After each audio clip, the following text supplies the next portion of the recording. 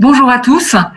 Il est 8h45. Nous sommes le 23 septembre et nous allons débuter notre deuxième webinaire consacré à la réglementation environnementale 2020. Donc, je suis Céline Lemasson de la DREAL Pays de la Loire et la DREAL organise avec le CEREMA et en partenariat avec Novabuild cette série de webinaires consacrés à la RE2020. Donc ce matin, nous allons parler, après le volet énergétique la semaine dernière, nous allons parler du volet du confort d'été. 3 temps d'intervention pour ce matin. Louis Bourru du CEREMA nous fera une présentation de la réglementation. Vous aurez ensuite un temps de questions. Et ensuite, Guillaume Moignot de Pouget Consultant présentera un retour d'expérience et Thierry Chemin de Canopée présentera les méthodes pour atteindre le confort d'été. Et tout ceci devrait nous amener à 10h15, la fin de notre session.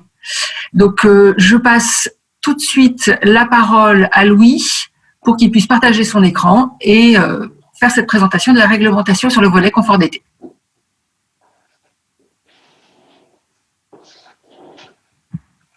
Louis, on n'a pas ton micro. Oui, oui, je suis. Bonjour à tous et à toutes. Alors, faut pas que je fasse le bandeau, hein, c'est ça?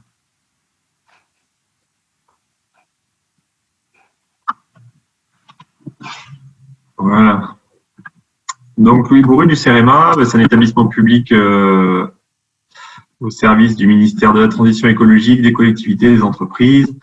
Et on travaille du coup sur le domaine du bâtiment et sur tous les domaines de l'aménagement. Et on a participé à l'élaboration de la RE 2020 aux côtés du ministère. Et donc aujourd'hui, on va vous faire un petit rappel général sur le contexte pour que les personnes qui n'étaient pas aux précédents webinaires aient quand même le contexte. Et puis vous montrer l'aspect confort d'été dans cette réglementation RE 2020 qui est très important aussi. Donc pour le contexte, un des buts principaux de la RE 2020, c'est de pouvoir lutter contre le changement climatique, essayer d'en limiter les effets et les sources, puisque le bâtiment représente un secteur très consommateur d'énergie au niveau national. Vous voyez les chiffres ici et émet environ 20% d'émissions de gaz à effet de serre juste pour l'utilisation de l'énergie dans les bâtiments et encore un peu plus pour l'utilisation de matériaux pour les construire. Donc c'est pour ça que c'est un secteur qu'on a coutume de viser pour réduire les émissions de gaz à effet de serre de la France, avec un objectif global de la France de neutralité carbone à l'horizon 2050 qui a été conditionné par différentes lois et stratégies que vous avez listées ici et en particulier sur les bâtiments neufs dont on va parler aujourd'hui, puisque la RE 2020 concerne principalement les bâtiments neufs. Donc il y a les différentes lois. Dans la dernière, la loi Elan, ont fixé les objectifs de bâtiments à l'horizon 2020 et vous l'aurez compris, finalement c'est plutôt 2022. Alors sur la RE 2020, on a 5 grands objectifs qui ont été définis par le gouvernement et les professionnels. Donc diminuer l'impact sur le climat de tous nos bâtiments neufs. Donc ça fera l'objet du prochain webinaire le 30 septembre, avec une prise en compte de l'émission de carbone tout au long du cycle de vie des bâtiments. Donc c'est la principale nouveauté, l'analyse du cycle de vie qui est conduite sur les bâtiments neufs et qui devient obligatoire, avec des efforts à faire sur les choix constructifs et aussi sur le type d'énergie qu'on utilise pour aller vers moins d'énergie carbonée, moins d'énergie fossile, donc moins de gaz, moins d'effet Joule, comme on a pu le voir la semaine dernière. Donc une amélioration de la performance énergétique, là aussi, on est dans la continuité de la RT 2012, mais on va plus loin. On diminue, par exemple, pour les logements de 30% les exigences sur le besoin bioclimatique. Enfin, on augmente plutôt les exigences de 30%, excusez-moi. Et on essaie d'encourager au recours au réseau de chaleur, aux pompes à chaleur et à la chaleur renouvelable. Et pour ce qui va nous intéresser aujourd'hui, le but aussi, c'est de construire nos futurs logements, nos futurs bâtiments de manière confortable pour qu'ils soient vivables en été, avec une prise en compte d'épisodes caniculaires dans les fichiers métaux qui seront utilisés pour les calculs. et les objectifs 4 et 5. Donc, un effort à faire aussi sur la ventilation, sa qualité, avec une vérification qui sera obligatoire à la livraison des logements, et favoriser les produits issus du réemploi.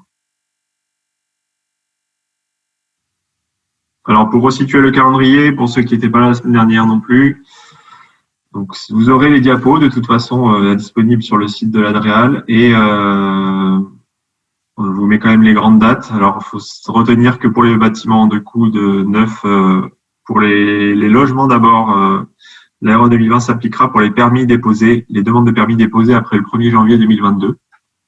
Donc, pour les maisons individuelles, les immeubles collectifs, les maisons accolées. Donc, c'est la partie de gauche avec deux textes qui sont parus cet été, fin juillet et début août, qui donnent les exigences détaillées dont on va vous parler aujourd'hui. Ensuite, sur les bâtiments de bureaux, les bâtiments de collèges, écoles, lycées, donc leur publication arrivera un peu plus tard, puisque les consultations sont en cours auprès des professionnels, avec une application là au 1er juillet 2022 normalement sur ces catégories de bâtiments. Ensuite, vous avez les textes d'attestation qui seront demandés, les attestations qui seront demandées pour les constructions neuves vont aussi évoluer par rapport à l'RT 2012. Donc, les textes sont en cours de consultation également et s'appliqueront bien sûr en même temps que le début de la réglementation en janvier 2022. Donc, on attend ces textes avec impatience d'ici la fin de l'année. Et enfin, pour tous les autres types de bâtiments tertiaires, un peu comme dans l'RT 2012, on aura un décalage de 1 année par rapport aux bâtiments de bureaux, puisque pour les gymnases, les aéroports, les différents types de bâtiments tertiaires autres que bureaux et enseignement, on aura une application début 2023. Donc, une entrée en application progressive et puis les textes qui ne sont pas encore tous connus, même si la méthode est quand même bien balisée aujourd'hui à travers les textes qui ont été publiés sur le logement. Donc, voilà pour le contexte général. J'ai essayé de refaire rapide pour pas être trop redondant. Ensuite, sur notre partie du jour qui nous intéresse plus particulièrement, donc je vais vous dérouler la partie réglementaire, donc ce qu'on trouve dans la réglementation, avec les objectifs précis sur le confort d'été, donc essayer de mieux prendre en compte l'inconfort estival par rapport à ce qu'on avait en RT 2012, puisqu'on avait un indicateur qui était la TIC ou TIC, température intérieure conventionnelle, qui n'était pas très précis, pas très facile à s'en servir finalement. Et donc, il va être remplacé par un nouvel indicateur qui s'appellera degré-heure. On va aussi avoir pour améliorer la conception des bâtiments, une prise en compte du climat futur avec l'insertion dans les logiciels d'une séquence météo caniculaire du type de celle de 2003 pour simuler la réaction des bâtiments, puisque les canicules vont être de plus en plus fréquentes à l'avenir et qu'il faudra que nos bâtiments restent confortables en essayant de diminuer le plus possible les apports solaires en été grâce à la conception bioclimatique en priorité. Donc, bien orienter vos bâtiments, bien les protéger sur les différentes ouvertures. On va voir quelques exemples de solutions. Et si ça ne suffit pas, aller vers des solutions peu consommatrices en énergie pour assurer le confort d'été, comme on le verra aussi avec les exemples de Pouget Consultant et Canopé. Donc, voilà les grands objectifs. Alors, par rapport à ce qu'on avait en RT 2012, on vous a fait un petit schéma issu du guide fait par le CEREMA pour le ministère sur l'ARE 2020. Vous avez donc le remplacement de la TIC par un indicateur de degré d'inconfort. Donc, cet indicateur, il va évaluer un peu mieux l'inconfort perçu par les occupants dans le bâtiment en sommant toute la durée de cet inconfort pour bien rendre compte du temps où on risque de ne pas être confortable dans le bâtiment, avec l'introduction d'un double seuil qu'on verra par la suite plus en détail. Un seuil bas, un seuil haut qui peut déclencher l'ajout aux consommations d'énergie d'un forfait CEP froid. Ensuite, donc, un changement de scénario météo.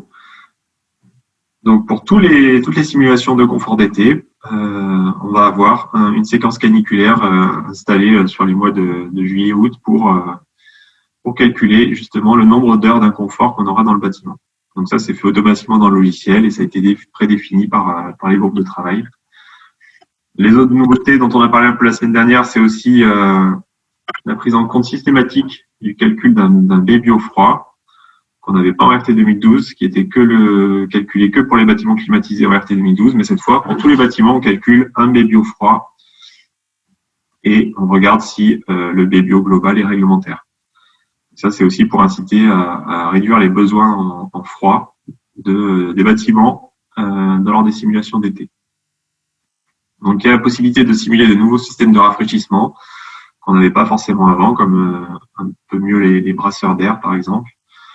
Et une manière plus fine de modéliser les zones traversantes ou pas en logement collectif, qui peut aussi beaucoup aider, le fait d'avoir des logements traversants, à diminuer les nombres d'heures d'inconfort dans les logements.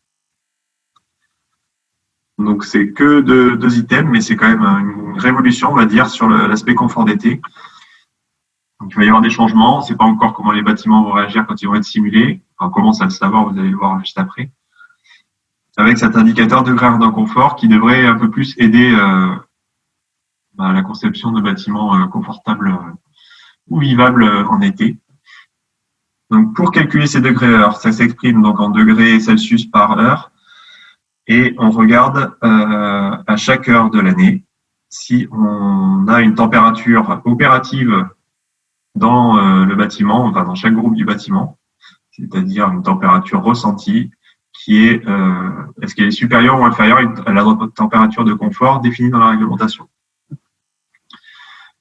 Donc on fait la différence pour chaque heure, on regarde et si c'est positif, c'est-à-dire si on a une température trop élevée, on va sauver toutes ces heures et on va regarder à la fin si on dépasse le seuil réglementaire ou pas.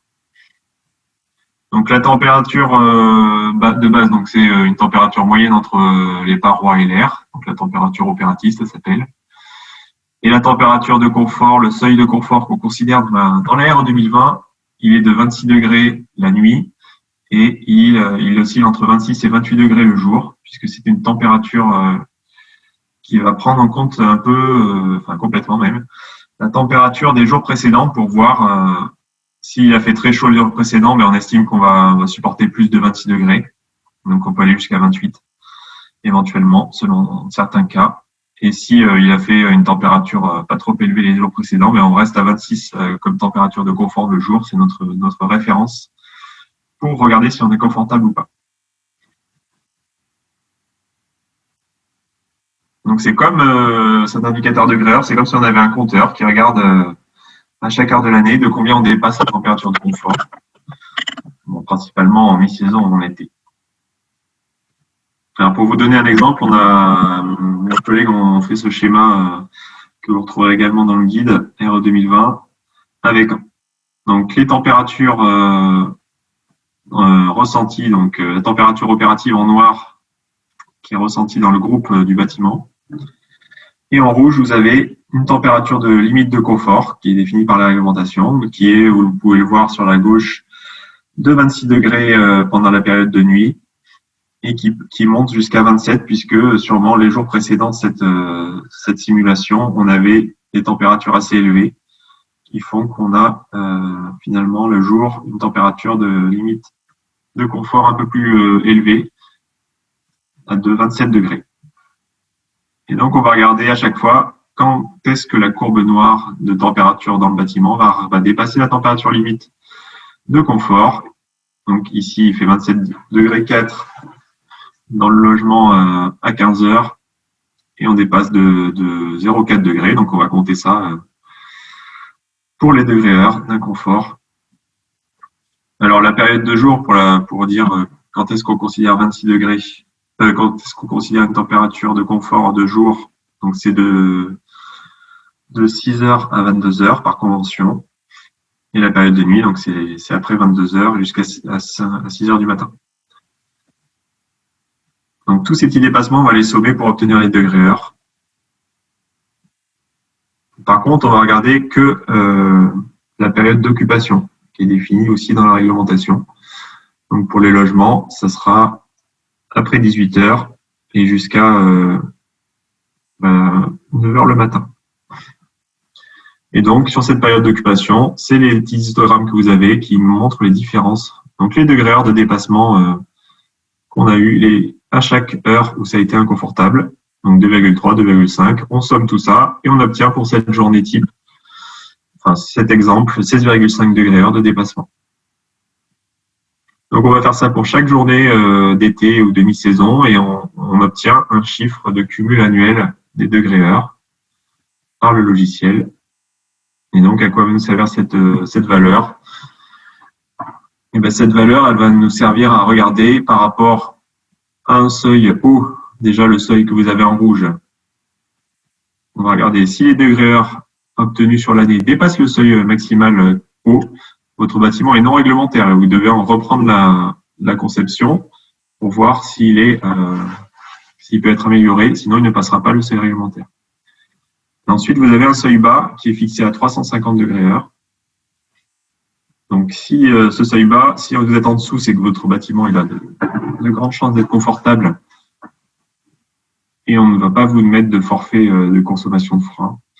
Et si vous êtes situé entre 350 degrés heure et le seuil haut, donc la partie orange, on va vous rajouter un forfait de consommation de froid qui est calculé selon une méthode donnée dans le logiciel pour inciter à retravailler quand même le confort du bâtiment au maximum, puisque sinon on considère que quand vous êtes supérieur à 350 degrés heure, il y a des possibilités que les occupants dans le futur installent un système de climatisation ou un système de refroidissement actif.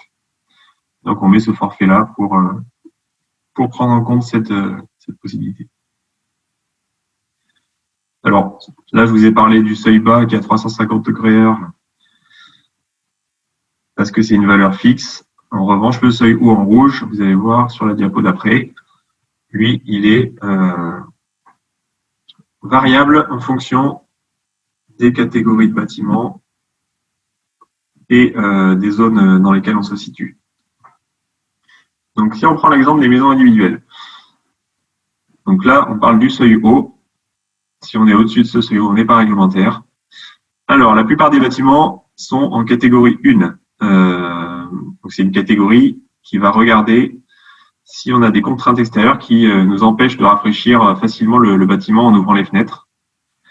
Donc, c'est le regroupement de ce qu'on avait pour les zones de bruit avant et les zones climatiques. Donc, la plupart des bâtiments sont en catégorie 1, mais il y en a quelques-uns qui sont en catégorie 2, donc qui n'ont pas la possibilité d'ouvrir les fenêtres. Donc, pour cela, il faut cumuler beaucoup de conditions.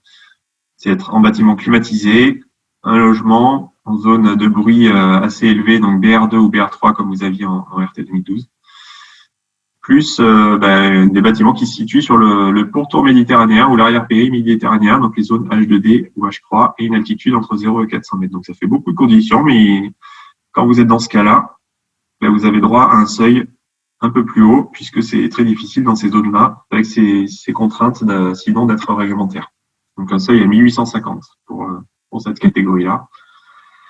Et de la même manière, pour les logements collectifs, vous avez aussi des seuils qui vont varier en fonction des critères que vous avez dans le tableau, la surface moyenne des logements, et puis l'endroit où se situe le bâtiment. Donc ça, ces seuils hauts, ils ont été fixés suite à des simulations faites par les bureaux d'études pour le compte du gouvernement sur l'élaboration de cette RE 2020 pour regarder comment réagissaient les différentes zones climatiques, les différents bâtiments, ce qui a conduit à fixer des seuils un peu plus hauts pour la catégorie 2 et puis pour la catégorie 1, pour les bâtiments climatisés en zone H2D et H3, encore cette zone méditerranéenne, pour lesquels si on n'arriverait pas à être réglementaire du fait des conditions climatiques extérieures, dans la séquence caniculaire en particulier,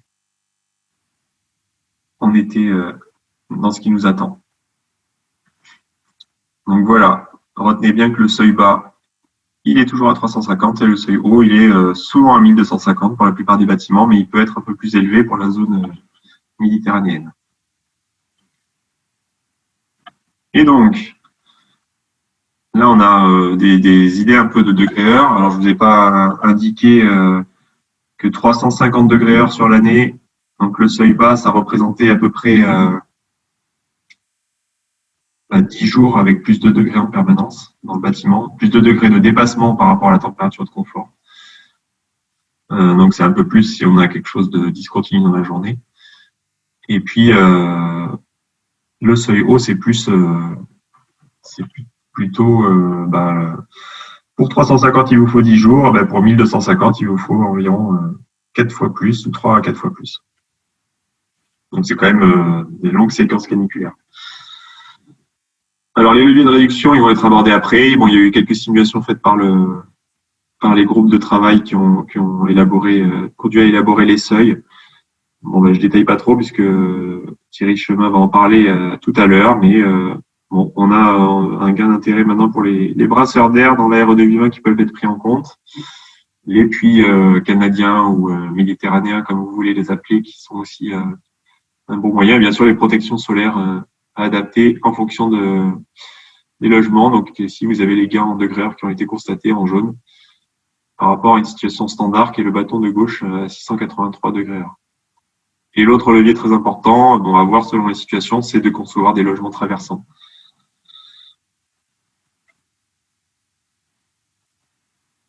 Alors, si jamais on est entre 350 degrés heure et le seuil haut, donc on est réglementaire, mais on dépasse quand même le seuil considéré comme très confortable en été, on va avoir ce forfait de consommation de froid qui va être ajouté à votre CEP qu'on a vu la semaine dernière.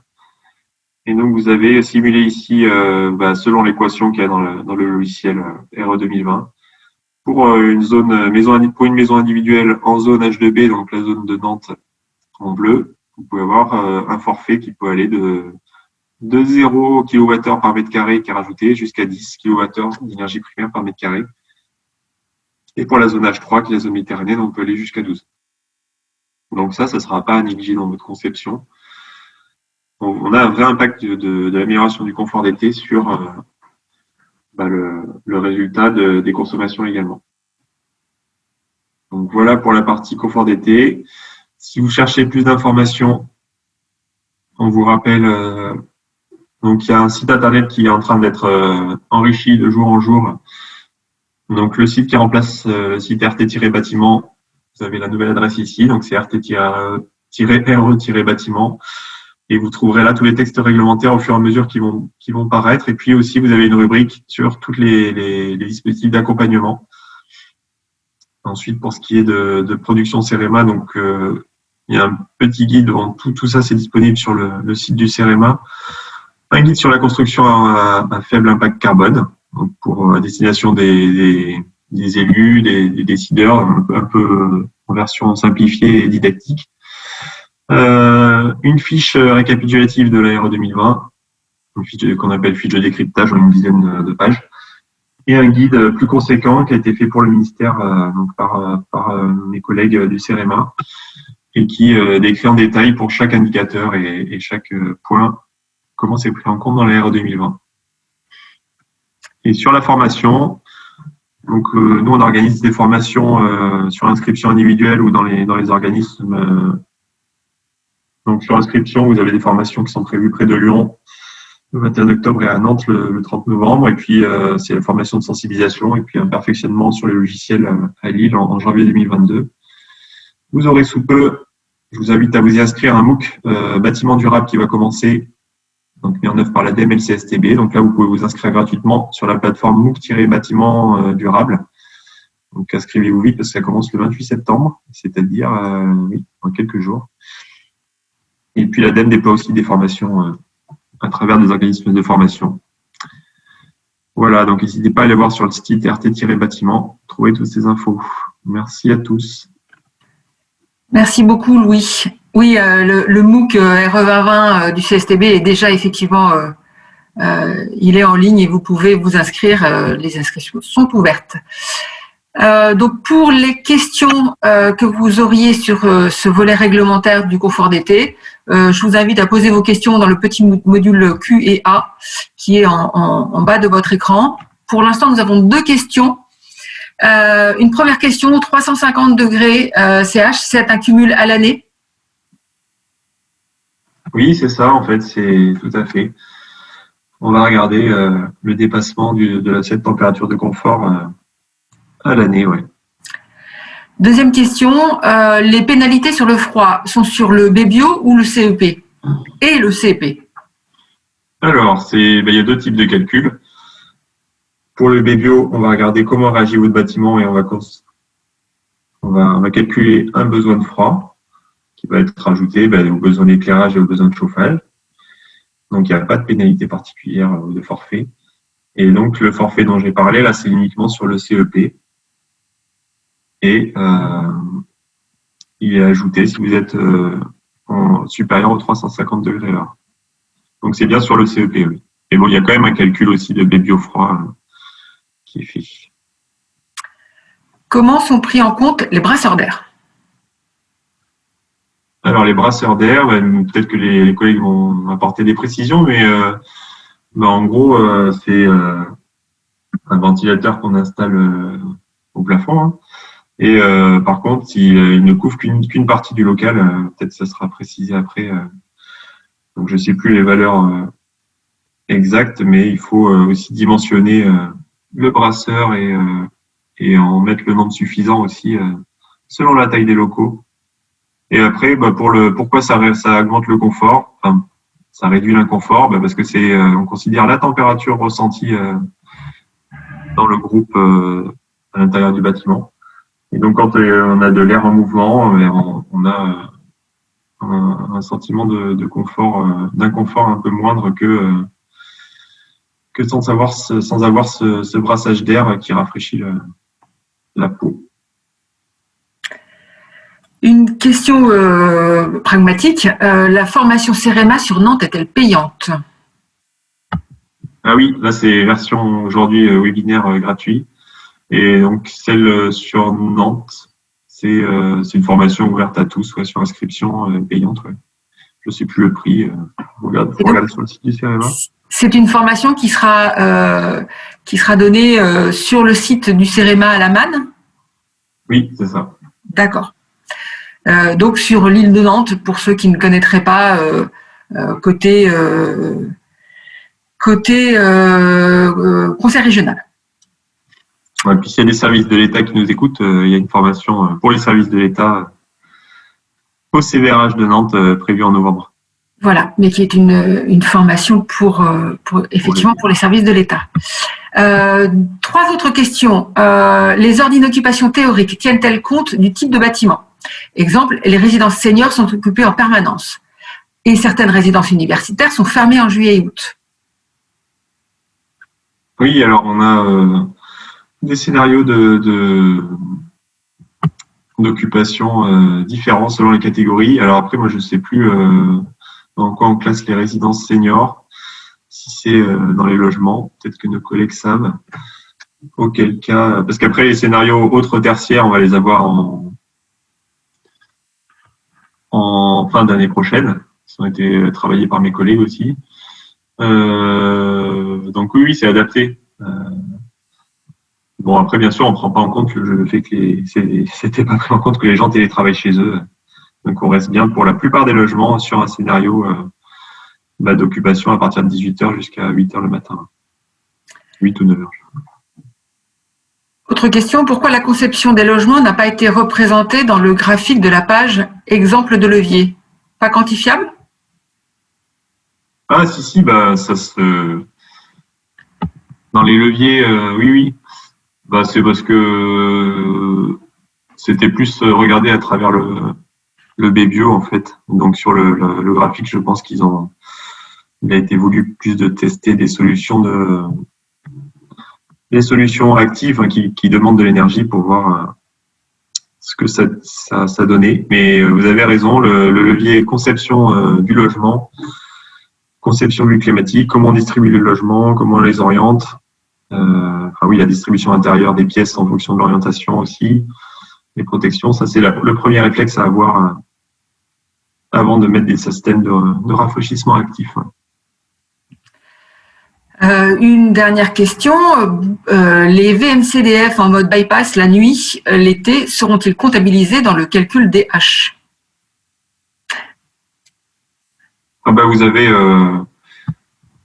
l'ensemble des systèmes qui est modélisé selon son fonctionnement. Et donc, a priori, je ne veux pas dire de bêtises, on peut prendre en compte le fait qu'on n'a plus l'échange de chaleur. Oui, je confirme. Heureusement d'ailleurs, sinon ça serait... Oui, Thierry, pardon. Oui, je confirme, ils seront pris en compte. Et il y a même les échangeurs adiabatiques là, qui seront pris en compte dans ce calcul. Ce qui n'était pas le cas dans les moteurs de calcul de ART 2012, par exemple. Oui, c'est le petit volet, la phrase que je vous ai mise sur le fait qu'on prend mieux en compte certains systèmes de rafraîchissement par rapport à avant. Oui, et juste pour compléter la réponse, ce serait même possible de considérer une surventilation nocturne avec les doubles flux pour permettre de décharger le bâtiment justement en période nocturne avec la fonction bypass évidemment. Merci beaucoup. Une dernière question. Est-ce que dans les leviers qui ont été présentés, ont été comparés l'isolation thermique par l'intérieur et l'isolation thermique par l'extérieur? Alors, je crois pas. Après, oui, c'est vrai qu'il y a tellement de situations différentes. Mais bon, on vous en parlera juste après, je pense que évidemment, profiter aussi de l'inertie, ça peut permettre quand elle est bien utilisée, d'améliorer le confort en été. Ouais. Donc oui, par l'isolation par l'extérieur. Mais non, j'ai pas connaissance de. C'était plutôt des bâtiments standards qui étaient. Et malheureusement, en France, on n'est pas encore au top sur l'ITE, même, ça dépend des régions. Mais... Ok, écoute, on est arrivé au bout des questions. Nous allons passer aux deux autres présentations. Je te remercie beaucoup, Louis. D'ici à la fin des deux autres présentations, il y aura peut-être d'autres questions sur le volet réglementaire et on reviendra vers toi à ce moment-là. Donc là, je vais donner la parole à Guillaume Moignot pour une présentation d'un retour d'expérience d'un bâtiment de logement collectif à Angers. Monsieur Moignot, je vous laisse la main. Oui, bonjour à tous. Guillaume Moignot, du coup, Pouget Consultant. Je me présente rapidement. Je suis responsable de l'activité conseil à l'agence de Nantes. Et donc, je vais vous présenter aujourd'hui le confort d'été et la RE 2020. Comment ça se passe? Alors, je voulais juste passer en pleine page. Hop.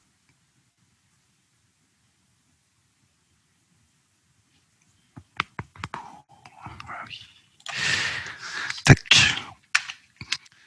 Je démarre juste par une petite présentation rapide du bureau d'études Pouget Consultant. Donc, c'est un cabinet de conseil qui va avoir 40 ans l'année prochaine, qui regroupe 60 collaborateurs sur 3 sites, à Paris, Rennes et Nantes. On travaille aussi bien en conception, calcul thermique, CVC, recherche et développement, les ACV, suivi de chantier, etc. Enfin, un peu tous les corps d'état liés à l'efficacité énergétique.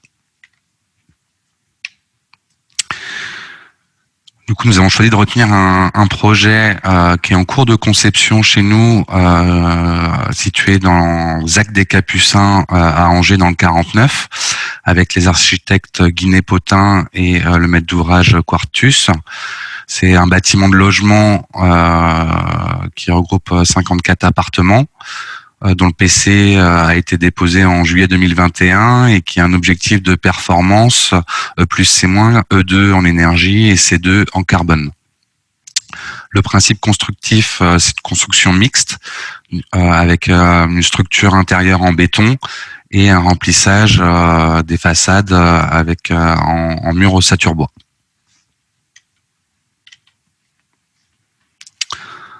Alors, au niveau de l'évaluation du confort d'été, notre méthodologie, c'est on effectue une simulation thermique dynamique. Et là, en phase conception, l'objectif est de définir toutes les optimisations nécessaires pour atteindre le niveau de confort souhaité. Alors, ces simulations sont réalisées à partir du logiciel Pléiade de l'éditeur Isuba Energy. Et au niveau des exigences, nous nous référons le plus souvent, sauf demande particulière, au référentiel NF Habitat HQE, qui définit un nombre d'heures d'inconfort en dehors de la zone définie dans le diagramme de Givoni. Donc, juste pour représenter rapidement à ceux qui ne connaissent pas forcément le diagramme de Givoni, en fait, c'est un diagramme qui tient compte à la fois de la température intérieure, mais également de l'hygrométrie, parce que le confort est lié principalement à 3 paramètres. La température intérieure que vous retrouvez en abscisse, l'hygrométrie en ordonnée, mais également la vitesse d'air, comme a été abordé par Louis, qui peut être améliorée notamment par les brasseurs d'air, la vitesse d'air et le brassage d'air dans les locaux, qui aura une influence importante sur le ressenti de l'occupant. Donc là, vous pouvez voir que plus la vitesse d'air va être importante, et plus la zone de confort va s'étendre. On part d'une vitesse faible, voire nulle. En l'augmentant progressivement, on arrive à augmenter la plage de température et d'hygrométrie considérée comme acceptable et confortable pour l'occupant. Au niveau de la méthodologie, notamment de l'échantillonnage, vous pouvez visualiser en bas à droite le modèle, la maquette 3D du bâtiment. Donc, on fait un échantillonnage parce qu'on n'étudie pas tous les logements, mais on retient ceux qui sont le moins bien lotis, on va dire, en termes de confort, c'est-à-dire plutôt les orientations sud-ouest à sud-est, les logements qui sont non traversants et une exposition avec peu ou pas de masques proches, et plutôt au niveau des derniers niveaux, c'est-à-dire sous comble perdu, où les apports solaires par l'ensemble des parois va être maximal, et notamment sous les toitures terrasses également. Donc on effectue un échantillonnage de cette façon, de manière à étudier les logements les plus défavorisés. Au niveau des données météorologiques, en première approche, nous partons du fichier météo moyen de la base météo-norme. Là, dans ce cas-ci, c'est la station météo d'Angers-Avrier, avec une moyenne comprise entre les années 2000 et 2009. Donc sur la droite, vous avez un nombre d'heures correspondant au dépassement de 26, 28 et 30 degrés. Donc on peut voir que ça va de 200 heures au-dessus de 26 à 20 heures au-dessus de 30 degrés. Et une approche complémentaire également, un petit peu pour avoir les perspectives en termes d'évolution de climat. On étudie aussi à partir de fichiers météo basés sur les projections du GIEC pour les années 2040 et 2070. Donc là, vous pouvez voir que clairement, il y a une augmentation entre 2009 et 2040. Il y a à peu près une soixantaine d'heures supplémentaires. Et dès qu'on passe à 2070, là, clairement, on fait plus que doubler, voire tripler le nombre d'heures au-dessus des températures extérieures importantes. Et juste pour comparaison, la canicule 2003, donc qui était quand même relativement exceptionnelle en termes d'intensité, puisqu'on se rapproche du scénario GIEC de 2070. Au niveau de l'approche en termes de résultats, donc on a tendance à faire un constat de prime abord en base cas initial sans occultation, c'est-à-dire l'occupant ne ferme pas ses volets en journée pour limiter les apports solaires. Et il y a quand même une ouverture des fenêtres qui est considérée. Donc là, il y a les résultats avec deux approches différentes. C'est plus pour que vous voyez que selon l'approche retenue, on peut en tirer des conclusions différentes. Au niveau des résultats à partir du diagramme de Givoni, on peut voir que la base, elle permet pas de respecter l'objectif. Ensuite, il y a la variante 1 qui est la prise en compte des occultations. Donc la fermeture des volets par les occupants pour limiter les apports solaires, ce n'est toujours pas suffisant. Alors que à droite, vous avez l'approche uniquement en température, c'est-à-dire sans tenir compte de l'hygrométrie ni de la vitesse d'air dans les locaux. Juste la mise en place d'une occultation en journée permet d'atteindre les objectifs d'un confort fixé. Ensuite, en variante 2, vous avez l'intégration des brasseurs d'air, qui elle est comme vous voyez, est très efficace pour limiter l'inconfort au niveau de l'approche par diagramme de Givoni, puisqu'on passe de 160 à 20 heures d'inconfort, par exemple pour le séjour cuisine orienté sud-ouest. Cette variante ne peut pas être étudiée en cas classique puisque la vitesse d'air n'est pas prise en compte. Vous avez également un facteur relativement impactant. Sur ce projet, il y avait qu'une trame de 90 cm qui pouvait être ouverte au niveau de ce projet sur des trames qui allaient parfois jusqu'à 2,60 m. Donc là, nous avons étudié le fait de pouvoir ouvrir 2 trames de 90 cm au lieu d'une, et l'impact est non négligeable. Et du coup, le cumul des 2 variantes V3 plus V1, qui correspond à la prise en compte des occultations et l'ouverture des fenêtres, qui correspond en fait à une bonne gestion de l'occupant, qui va ouvrir ses fenêtres au bon moment et fermer ses protections également quand nécessaire. Elle n'est pas suffisante dans le cas du diagramme de Givoni, et elle permet par contre, en approche uniquement température, d'avoir un taux d'inconfort tout à fait acceptable. Donc tout ça pour vous montrer que selon la méthodologie retenue, les conclusions peuvent être différentes. Et donc dans le cadre de l'approche de Givoni, effectivement, c'est vraiment l'installation de brasseurs d'air qui permet d'améliorer vraiment significativement le confort pour les occupants, bien que l'occultation et l'ouverture des fenêtres est loin d'être négligeable non plus. Donc en résumé, du coup, au niveau des résultats, une bonne gestion des occultations extérieures correspond à un gain entre 30 et 60% sur le confort d'été. De même pour le taux d'ouverture, où passer de 2 trames ouvrables au lieu d'une, si la trame est supérieure à 1,80 m, on a 10 à 40% de gain selon l'exposition, le caractère traversant au nom du logement, etc. Donc la conclusion que nous avons dans notre approche, c'est que la bonne gestion par l'occupant est essentielle, et cette bonne gestion implique notamment une communication auprès des occupants pour leur présenter les bonnes pratiques et comment réussir à limiter la hausse de température dans leur logement en cas de séquence chaude avec plus de 3-4 jours consécutifs.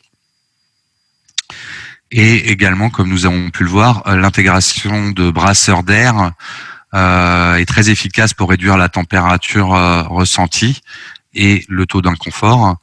Donc, et comme le disait Louis, elle s'avère également très pertinente pour la RE 2020 pour réduire les degrés heure, ainsi que à l'horizon 2040, lorsque le changement climatique sera pleinement effectif, pour éviter un recours à la climatisation active qui, elle, ne ferait qu'empirer la situation en termes d'impact climatique. Un parallèle du coup avec la RE 2020 et notamment sur la partie confort d'été degré heure. Donc comme l'a présenté Louis, le scénario météo utilisé est le scénario caniculaire de 2003. Donc sur la droite, vous avez juste un petit graphique pour illustrer la différence entre le fichier météo utilisé pour le calcul des consommations d'énergie et du besoin de froid et le fichier météo utilisé pour les degrés heure. Donc vous pouvez voir par exemple pour la zone H2B, donc qui est la région nantaise, que dans le cas du scénario conventionnel avec les 20 dernières années, on dépasse pas les 30 degrés, alors que dans le scénario caniculaire, il y a presque une dizaine de jours au-dessus de 35 degrés. Donc avec un impact fort forcément sur le confort. Ensuite, quelques petites redites par rapport à Louis, notamment par rapport au seuil haut et bas de degrés heure. Donc, comme il a été précisé, en dessous de 350, le bâtiment est conforme, il n'y a pas de pénalité. Au-dessus de 1250, le bâtiment est non conforme, sauf en cas de catégorie 2. Et entre 350 et 1250, il y a une pénalité sur le CEP qui est proportionnelle au degré heure. Donc nous avons juste fait une approche rapide sur ce bâtiment pour comparer un petit peu le confort obtenu en simulation thermique dynamique et en RE 2020 dans le cadre de la V1, c'est-à-dire qui prend en compte la fermeture des occultations. Donc là, le bâtiment, d'un point de vue réglementaire, il est séparé en deux parties, un de 18 et un 36 logements. Nous obtenons des degrés heures sensiblement équivalents pour les deux. Donc nous sommes à 538 degrés heure pour le petit bâtiment et 566, qui correspond à environ une pénalité de 2 kWh d'énergie primaire par mètre carré par an sur ce bâtiment. Alors ce que nous pouvons constater, et ce qui a été constaté également pour d'autres études, en logement collectif, pour la zone H2B, le seuil de 1250 degrés heure n'est pas contraignant, à moins de vraiment faire une conception, on va dire, très inadaptée au confort. Le seuil de 1250 ne sera quasiment jamais dépassé en zone H2B. Donc, juste pour précision sur ce bâtiment, au niveau de l'inertie, car ça a été abordé tout à l'heure, qui est un paramètre très important pour le confort d'été et notamment dans les modélisations RE 2020. Sur ce bâtiment, on est en classe d'inertie moyenne pour l'inertie quotidienne et très légère pour l'inertie séquentielle. Donc moyenne du fait d'une structure béton. Donc on a des planchers béton qui sont des parois lourdes et un remplissage mob. Donc ça veut dire que pour déterminer la classe d'inertie, on se base sur le niveau le plus défavorisé, qui dans ce cas-là correspond au dernier niveau. Et donc nous avons qu'une seule paroi lourde qui correspond au plancher bas des logements du dernier niveau. Et tout le reste est léger, donc ça fait une inertie moyenne très légère. Par contre, dans le cas où on aurait eu des planchers CLT ou des faux planchers Solivet, etc., là on aurait été en inertie très légère et pour le coup on aurait été plus proche des 800 voire 1000 degrés heure dans ce cas-là, donc avec un CEP froid qui aurait été à peu près doublé.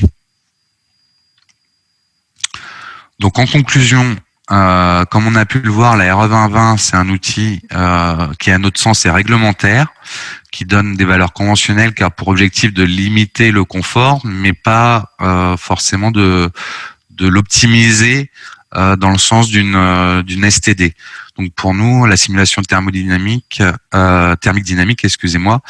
c'est l'outil de conception à utiliser pour s'assurer d'un bon confort dans les logements et tout ça couplé au bon sens, c'est-à-dire privilégier une bonne inertie, des protections solaires avec des occultations extérieures, éventuellement des casquettes. Les couleurs aussi ont un impact non négligeable parce que les surfaces ensoleillées de parois opaques, on n'y pense pas forcément, mais ça peut représenter des apports solaires, certes indirects, mais quand même des apports solaires à travers les parois opaques non négligeables, notamment les toitures. Au niveau des étanchéités, des couleurs noires qui ont tendance à très fortement monter en température, donc qui participent d'une part aux effets d'îlots de chaleur en milieu urbain, mais aussi à des apports solaires non négligeables en période estivale pour les logements situés au dernier niveau sous les toitures terrasses. Il y a également la notion d'îlot de fraîcheur à l'opposé des îlots de chaleur, donc qui peut être réfléchi en termes plus global à l'échelle du quartier ou d'un îlot, avec la mise en place effectivement de végétation qui participe par leur évapotranspiration à limiter les hausses de température, éventuellement la mise en place de fontaines, etc., des revêtements de sol adaptés, plutôt de l'engazonnement que du bitume. Ce type d'action peut avoir une incidence non négligeable sur le confort à l'échelle de l'îlot ou du quartier. Également les toitures végétalisées, les murs végétalisés, etc. La ventilation naturelle aussi qui est à privilégier avec le caractère traversant des logements qui permet de décharger de manière efficace les logements en période nocturne. Et tout ça, ça dépend très fortement des bonnes pratiques des usagers. Donc il y a aussi un volet formation, sensibilisation auprès des usagers de manière à ce qu'ils à ce qu'ils aient en tête les bonnes pratiques et qu'ils ouvrent pas les fenêtres en journée alors qu'il fait 35 degrés dehors, même s'ils ont la sensation, une sensation d'amélioration du confort du fait de la vitesse d'air, comme on a pu le voir en Givoni, importante, mais qui du coup chargent leur bâtiment et risquent d'avoir un inconfort important pour la nuit suivante. Donc voilà, c'est un ensemble de bonnes pratiques et de bon sens à mettre en œuvre pour vraiment optimiser le confort et se préparer justement aux évolutions prochaines du climat et éviter à tout prix la climatisation active. Donc j'en ai terminé. Merci pour votre attention. Merci, Monsieur Moignot. Nous avons quelques questions, mais que nous prendrons à la fin.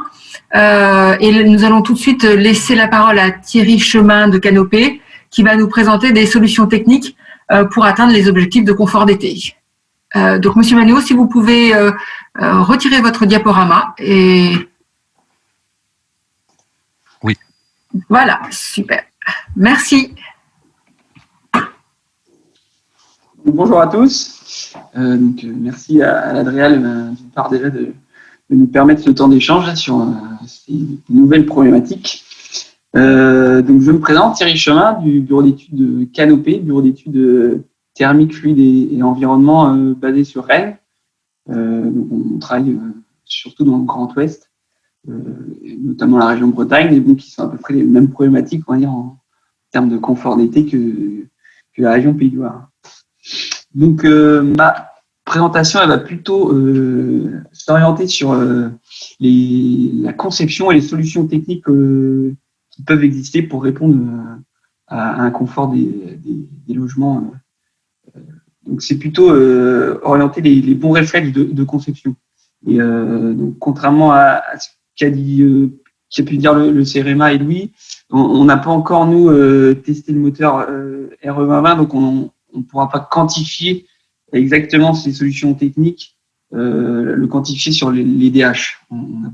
J'ai pas mis dans mon rapport là les gains qu'il y aura sur les DH, mais c'est plutôt déjà d'avoir les bons réflexes et de savoir que ces réflexes seront quantifiables dans le moteur RE2020 grâce au DH. Donc ça sera en 3 parties. On va d'abord déjà réévoquer les ordres de grandeur des apports sur un logement type, la stratégie qu'on va adopter en logement collectif, et ensuite on présentera du coup les solutions techniques. Donc premièrement, je voulais vous représenter, comme on a en tête pas mal, je l'ai remis en haut à droite, en haut à gauche, pardon, le diagramme des déperditions d'une maison. On a moins en tête le diagramme des apports, parce qu'il varie pas mal suivant la journée. Si on est à midi ou si on est à 20h, c'est pas du tout le même diagramme, mais on peut prendre le cas d'un exemple d'une maison, d'un salon type d'une maison, où il est 14h, sans protection solaire. On se rend compte qu'en fait, les apports, c'est 2500 watts par les fenêtres, donc ça représente 67% des apports. C'est 200 watts et 300 watts et 50 watts, donc ce qui fait 13% des apports par les parois opaques. Et ensuite, c'est 250 watts et 250 watts d'apport d'occupation et 250 watts d'apport interne. Donc en gros, c'est 2/3 d'apport solaire et le reste d'apport interne et d'apport par les parois. Donc c'est pour bien recentrer ça, ça veut dire que tant qu'on n'aura pas résolu notre problème d'apport solaire, on pourra faire tout ce qu'on veut sur l'isolation, sur les apports internes, ça ne fonctionnera pas. Donc l'idée en logement collectif, du coup, la stratégie pour éviter la clim, donc c'est déjà en 1 de protéger les rayonnements solaires. Donc ensuite, ça va être en 2 d'éviter, de limiter les apports par les parois et les apports internes. Donc malgré tout, en faisant ça, on aura quand même des apports qu'il faudra stocker le jour. Donc là, on va créer de l'inertie, des matériaux à inertie pour les stocker. Et l'idée, ce sera ensuite de décharger la nuit, donc grâce notamment à la surventilation nocturne. Donc ça, c'est la stratégie. Donc chaque point, on va le détailler pour avoir de bons réflexes de conception. Donc pour protéger, la solution la plus courante au sud, c'est de mettre des casquettes. Donc efficace pour des hauteurs solaires importantes au sud et qui n'empêchent pas le soleil de rentrer l'hiver. Donc intéressante. Beaucoup moins intéressante à l'ouest et à l'ouest, à l'est et à l'ouest, puisque les hauteurs solaires ne sont pas importantes, donc le soleil rentre quand même l'été. Donc à l'ouest et à l'est, des solutions qu'on ne pense pas toujours, mais qui peuvent être intéressantes, c'est les arbres, notamment des arbres feuillus en été, qui répondent, puisque les hauteurs ne sont pas trop importantes à l'ouest et à l'est. Les arbres au sud, attention, parce que du coup, il faut des arbres avec une hauteur assez importante, donc ça fonctionne beaucoup moins bien. Voilà, des petits réflexes. Autre solution, si on ne peut pas faire de protection fixe, on peut utiliser des protections mobiles. Donc, on connaît tous la solution volet roulant, qui fonctionne très très bien. On voit sur le graphique. L'impact sur le taux d'inconfort est important. Autre solution qu'on pense un peu moins, mais qui ont aussi pas mal d'atouts, c'est les persiennes ajourées, donc qui permettent de limiter les apports solaires et en même temps de garder un petit flux d'air dans le logement et également d'avoir encore un petit accès à l'éclairage naturel, donc ça évite également d'allumer l'éclairage artificiel qui sera source d'apport dans la maison. Donc les persiennes ajourées, voire même les brises soleil orientables, où là on peut tout gérer automatiquement en fonction donc électriquement, il y a une automatisation possible. Donc là c'est vraiment des solutions très adaptées pour le confort d'été.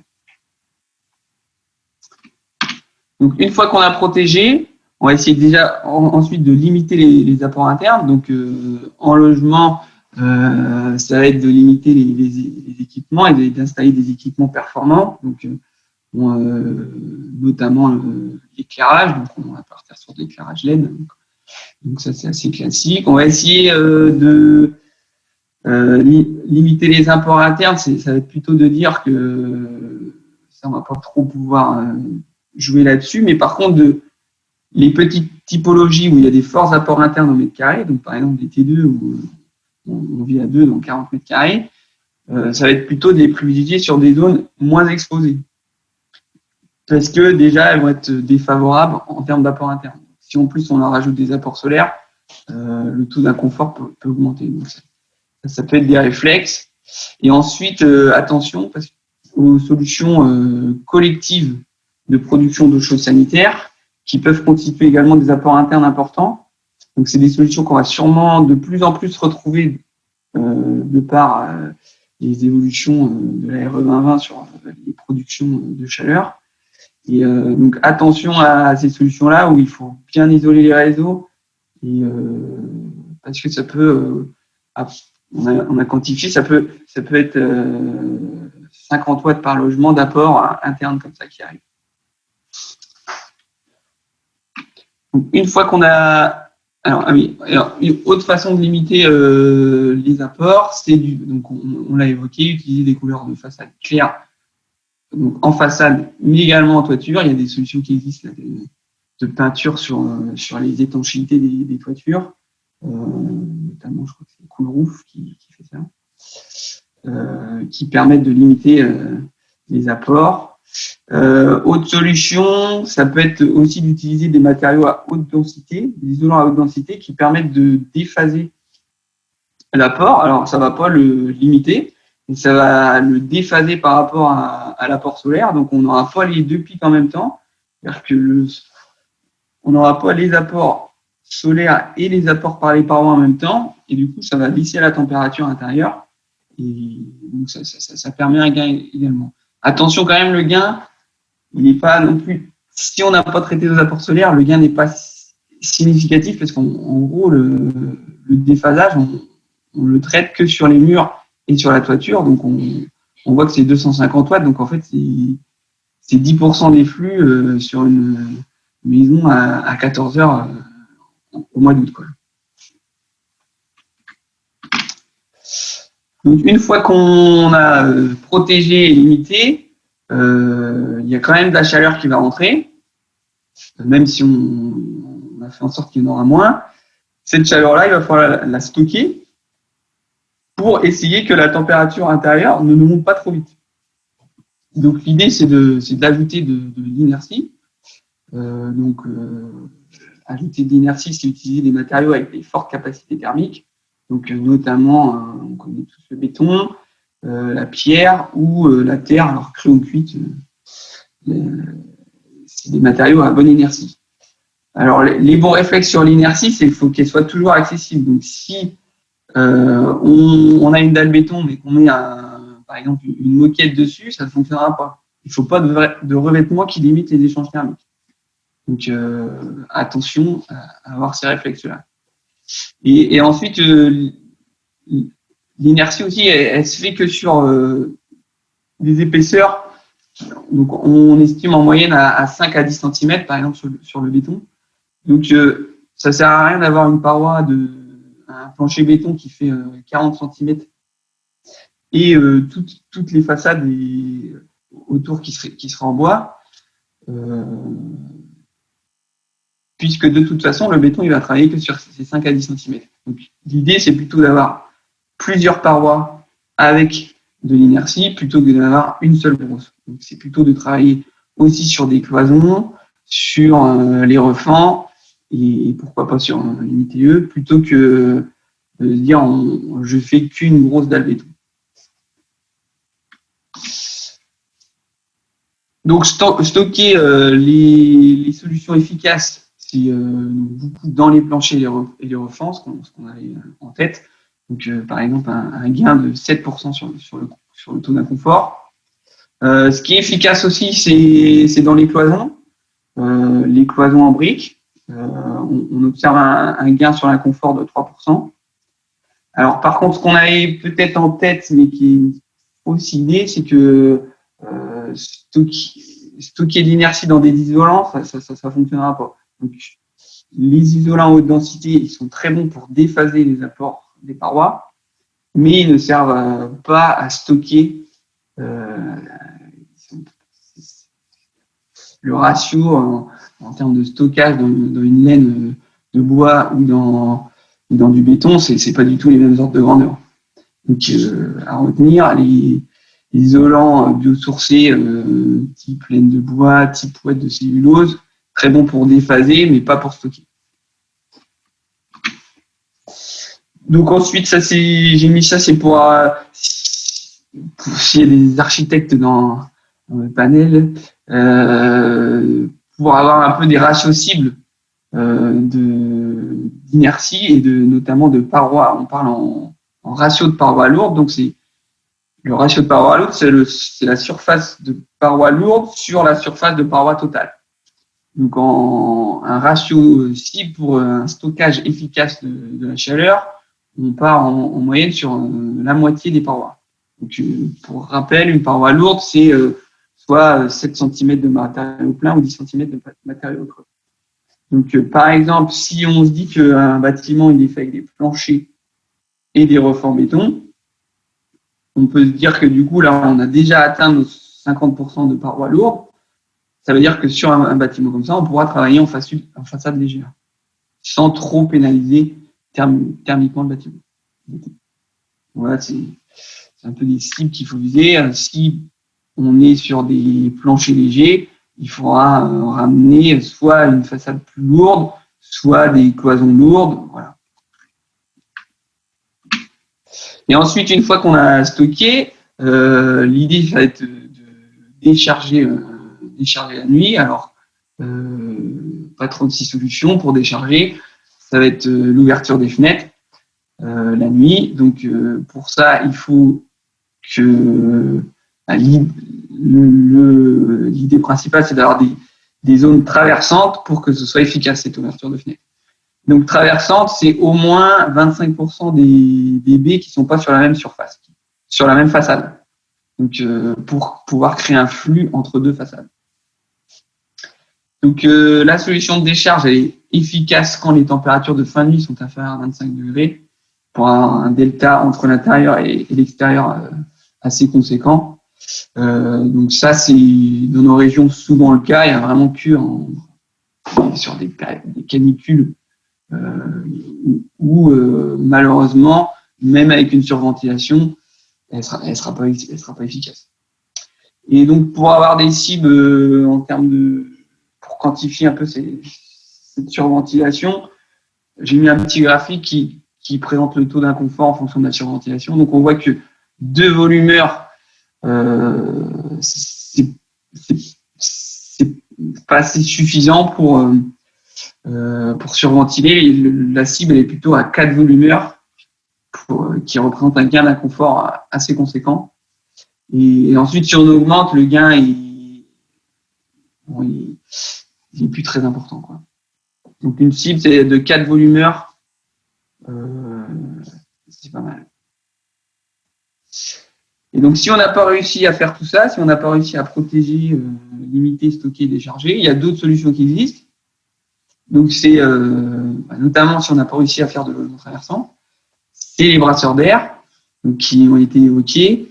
Donc l'idée, c'est d'augmenter la vitesse de l'air en contact de la peau pour créer une sensation de bien-être. Donc on estime c'est l'équivalent d'un abaissement de la température d'environ 2 degrés. En gros, 28 degrés avec un brasseur d'air équivalent à plutôt à 26 degrés ressenti. Donc attention sur ces solutions-là parce qu'il faut qu'elles soient compatibles avec la hauteur sous plafond. Attention parce qu'il y a un petit moteur, donc ça va recréer des apports internes. Donc, attention à bien choisir son moteur efficace. Et attention également au bruit, donc pour le dimensionnement de ces solutions. Donc voilà. Donc pour conclure, je rejoins un peu la conclusion de Guillaume qui l'ARE 2020, ce qui va être intéressant, c'est qu'elle va quantifier le confort d'été, donc ça va nous permettre de l'aborder dès les phases conception. Et dès qu'on quantifie, on a envie d'améliorer, en fait, c'est instinctif. Mais alors attention, c'est que ça reste un calcul conventionnel, ça remplacera pas les calculs de STD sur des zones identifiées qui peuvent être sensibles. Donc notamment dans nos régions, ce qui a été évoqué, c'est qu'on va passer, la plupart des bâtiments vont passer les seuils. Il faudra quand même faire attention aux logements collectifs à faible inertie et non traversants, et aux maisons avec des combles neigés et des fenêtres de toit, donc qui sont une source d'apport très important. Donc attention à ces bâtiments-là, pour une vigilance, peut-être des STD à prévoir. Et je rejoins également la conclusion de Guillaume, donc que de toute façon, on aura beau concevoir tout imaginer en conception, si l'utilisateur final n'est pas formé et n'est pas briefé pour fermer ses volets la journée, ouvrir ses fenêtres la nuit, ça ne fonctionnera pas. Donc un guide des bonnes pratiques d'usage est à préconiser par les promoteurs pour que l'utilisateur final soit formé à la conception du bâtiment. Donc, voilà. Ah oui, j'ai oublié, je vous recommande un guide, le guide biotech, là, qui est hyper intéressant, notamment des graphiques de ma présentation sont issus. Voilà. Merci beaucoup, Monsieur Chemin. Oui, effectivement, il y a des questions. Il y a des questions pour vous trois.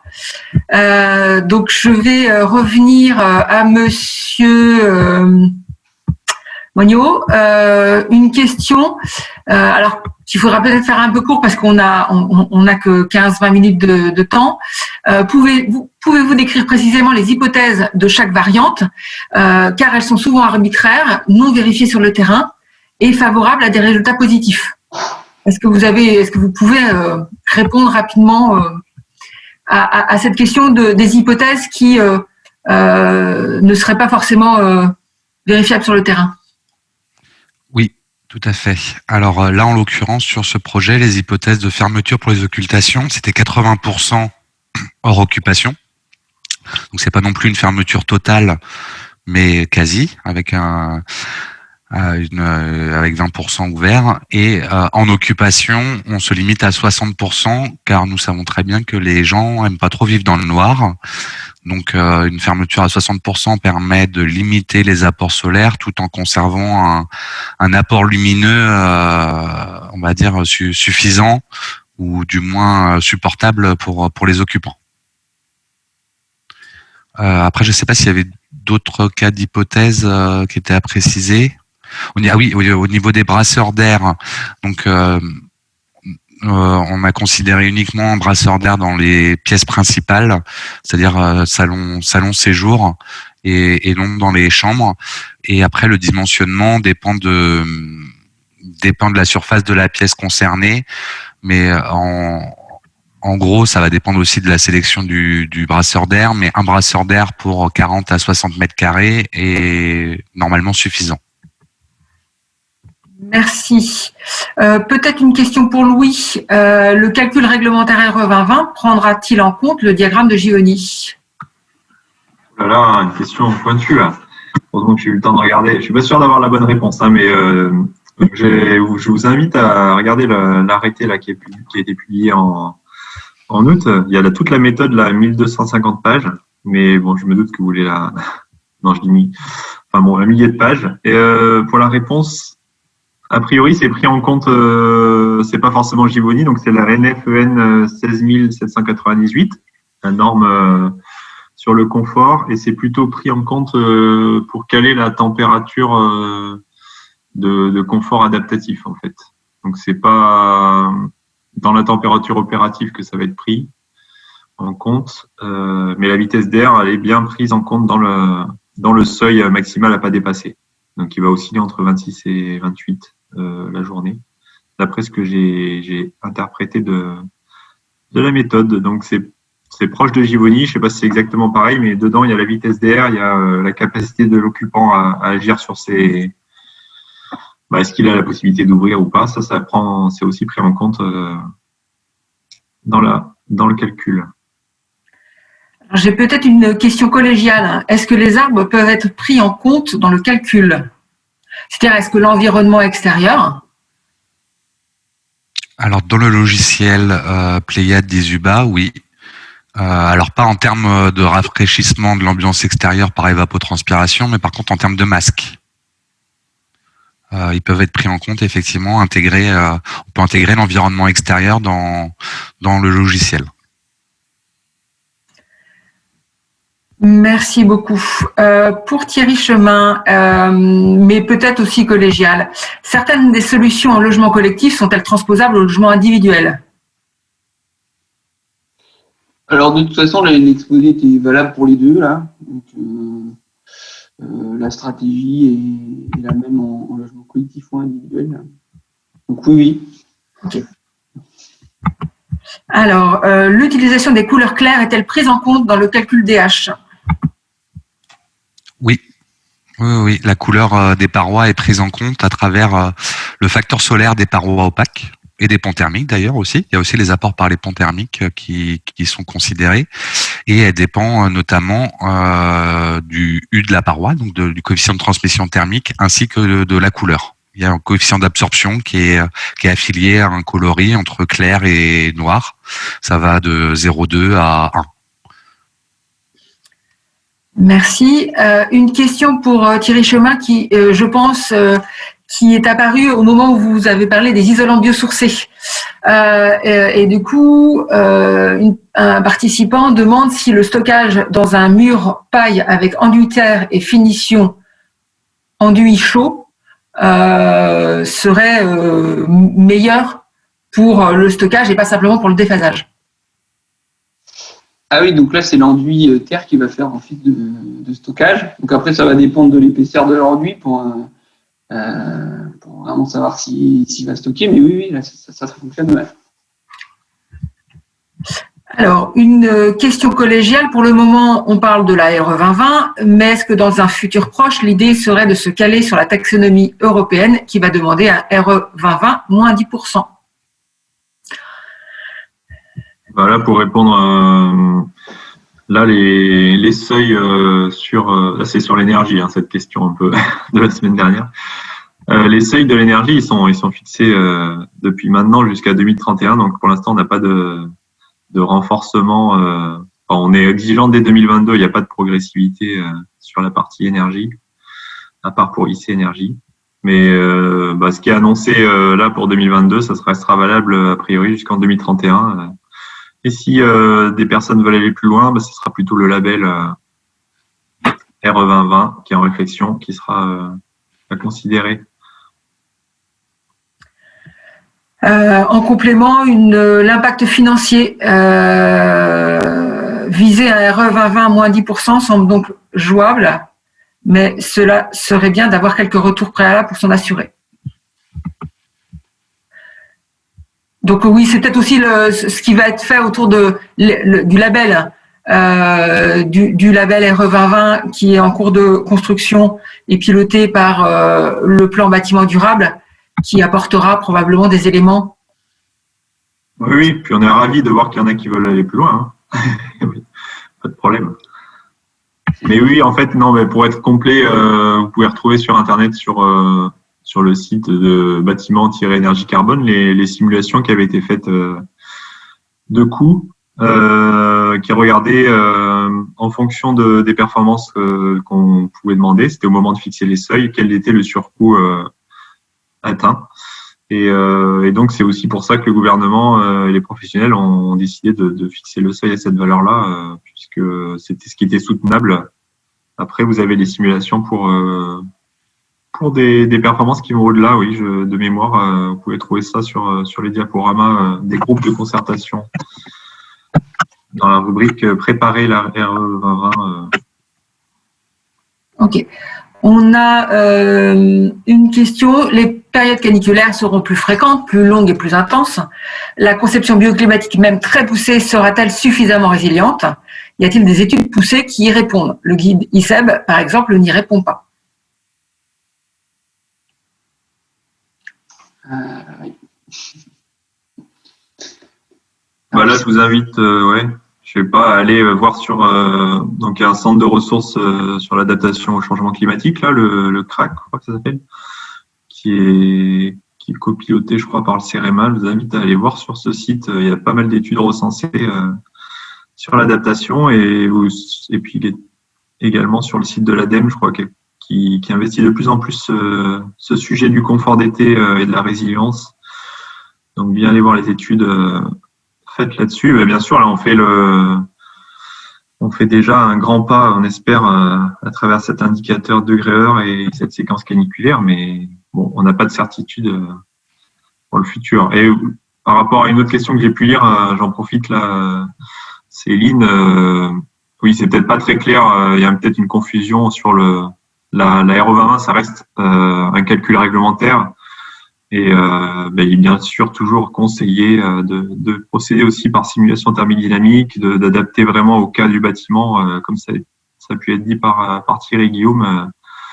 C'est ces outils-là qui vont aider à la conception. Et la RE2020, elle sera là pour une vérification réglementaire, même si à travers ces nouveaux indicateurs, ça peut aider à avoir des bâtiments plus confortables. Mais ça reste la même philosophie. On est sur un calcul conventionnel, réglementaire, et c'est bien d'aller voir plus loin et de faire aussi des simulations thermodynamiques en complément. Merci.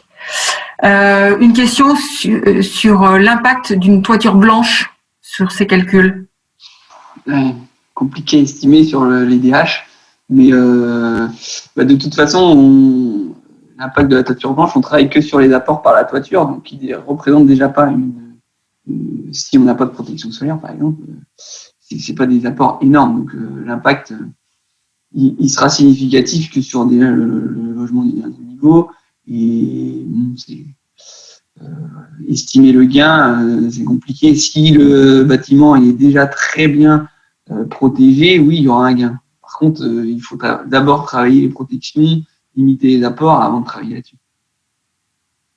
Mais ça reste un bon moyen, en plus du reste. Oui, et puis il faut prendre avec des pincettes les chiffres qui sont parfois annoncés par les fabricants. C'est sûrement sur des cas favorables de grands hangars industriels, par exemple, où là, ça peut être particulièrement pertinent, effectivement. Une question sur la prise en compte des différences de température entre zones urbaines et zones rurales dans une même région. Est-ce qu'on a pris en compte dans la réglementation ce distinguo rural-urbain? Bah non, les fichiers, ils fonctionnent par zone climatique assez grande. Hein. Vous avez peut-être vu la carte la semaine dernière. C'est des grandes, ça regroupe plusieurs régions et la seule distinction qu'on a, c'est sur l'altitude. On n'a pas encore cette finesse sur le rural urbain, effectivement. Mais par contre, les fichiers météo, ils sont caniculaires. Ils ont été pris sur des stations météo plutôt d'aéroports. Donc c'est proche des villes, mais pas vraiment l'îlot de chaleur urbain qu'on peut avoir. Donc c'est un peu une moyenne de ce qu'on aurait entre rural et urbain en disant ce qui est dans la réglementation. Ouais. Ok. On a une question qui lie effectivement la question carbone et la question confort. L'augmentation de l'inertie par des parois lourdes en béton va en conséquence augmenter l'impact carbone. N'est-ce donc pas limité en pourcentage de parois lourdes à cause de la limitation de l'impact carbone? L'idée va être un compromis entre tout ça. Et puis, c'est ce qu'on disait, c'est peut-être il n'y a pas besoin de 100% de parois lourdes déjà. 50%, c'est souvent suffisant. Et puis, parois lourdes, ça ne veut pas dire forcément béton. Donc, ça peut être d'autres matériaux pour créer une paroi lourde. Oui, et puis je complète pour les zones très contraintes, donc le pourtour méditerranéen, la zone H3 et la zone H2D. D, oui, c'est ça. On a un bonus sur le lycée construction Max qu'on verra la semaine prochaine sur ces deux zones-là, puisque on leur donne un petit bonus carbone pour pouvoir mettre justement de l'inertie. Mais bon, comme dit Thierry, il y a aussi des solutions comme, je sais pas, la terre crue, où il y aura des fiches performantes, je pense, pour avoir des solutions bas carbone à forte inertie. Ouais. Merci. Une question sur l'apport du triple vitrage.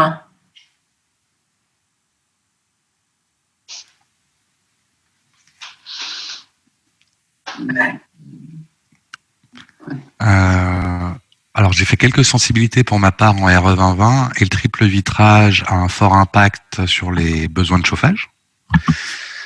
Ça, c'est indéniable, surtout que maintenant, on arrive à faire du triple vitrage avec des facteurs solaires proches de ceux du double, c'est-à-dire améliorer l'isolation du vitrage tout en conservant des apports solaires intéressants en période hivernale.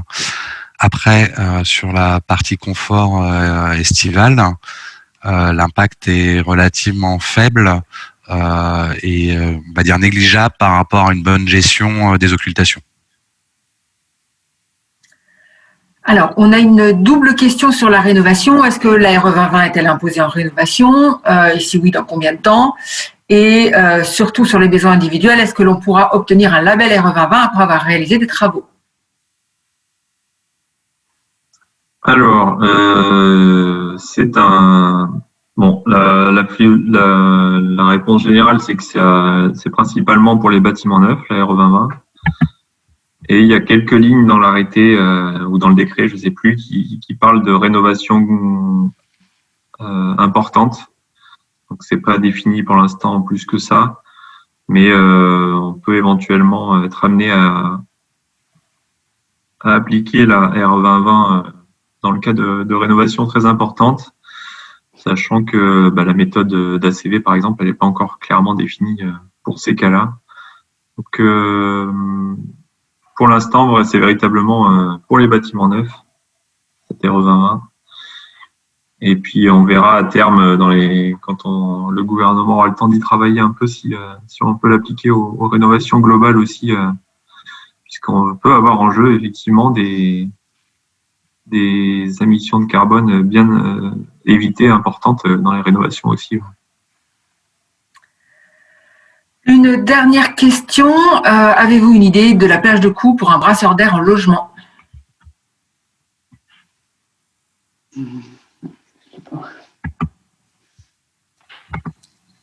Je pense que ça va être très variable selon le modèle retenu, le design, l'efficacité, etc.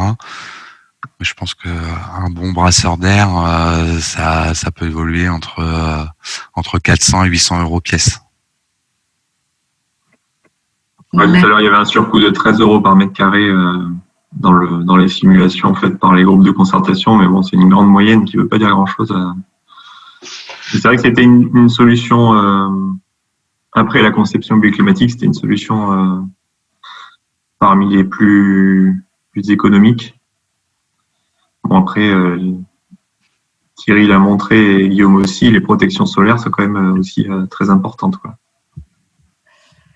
J'avais laissé cette remarque, mais en fait, tu as répondu, Louis, en conclusion, les DH, c'est mieux que l'éthique, mais c'est pas encore ce que pourrait apporter une STD, c'est ce que tu disais tout à l'heure, effectivement. Alors, une dernière question, mais qui n'a pas été posée sur le module, mais qui a été posée sur le chat.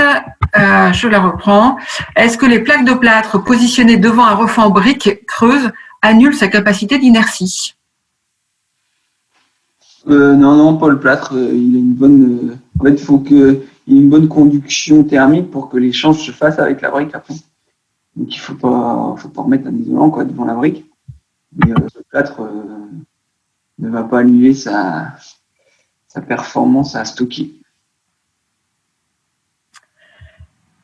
Eh bien, je pense qu'on a fait le tour des questions. Je vous remercie chaleureusement tous les trois pour vos présentations. Et puis, je donne rendez-vous. Donc, on a eu 100 personnes connectées ce matin pour vous écouter. Et j'invite toutes ces personnes à revenir jeudi prochain pour notre dernier webinaire. Cette fois-ci, ça sera sur le carbone. Donc merci encore. Alors j'avais une question, mais c'est juste un merci. Donc voilà. Les participants vous remercient aussi. Et donc bonne fin de semaine, un peu anticipée. Bonne journée et puis à jeudi prochain. Merci. Merci à tous, bonne journée. Merci, au revoir.